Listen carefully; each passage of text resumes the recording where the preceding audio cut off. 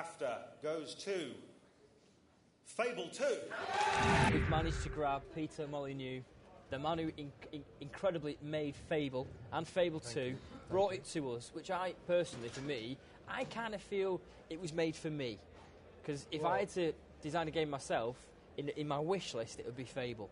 Really? Well, I'm sure you're saying that because you're sitting there, but, for me, trying to make it so that you felt like your sort of journey and experience was really important. And I really believe in that computer games can give us stories and emotions that, no other medium can. And I know that there was a lot of joke about films and TV and stuff like that, but I really believe that there is something unique and different about computer entertainment. I genuinely believe that taking part as playing Fable 2, you are the protagonist in your own action-adventure film. You're playing through the life of someone who you create, and you make social decisions, and you decide whether they're good, bad, they're fat, thin, tall, short. And I think it's that level of immersion.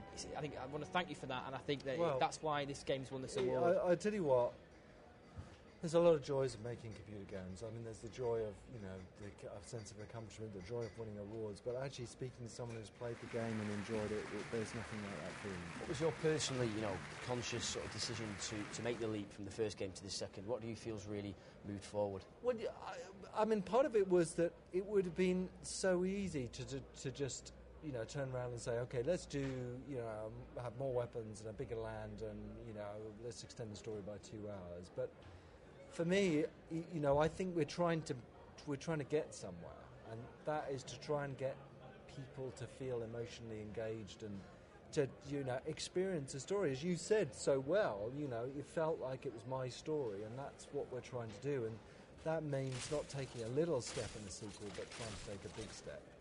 Now, Peter, in my opinion, one of the gaming godfathers, do you have any advice for anyone out there who would love to get involved in the industry? Well, the first thing to say is we desperately, desperately need you. I mean, we need that young talent, that enthusiasm and that drive more than we've ever done before. Because here's the thing, the computer game industry needs to invent new stuff more than ever before. I think this year, 2009, is going to be the year that we turn around and say, hey, this is the moment when it really started happening. And although everyone everyone here turns around and thinks we're successful, that's nothing compared to what we're going to be. So that's the first bit of advice. Get into the games industry. This is a great time to do that. Now, the way to do that is twofold. You can either go down the academic route, you can go to university, you can do a degree.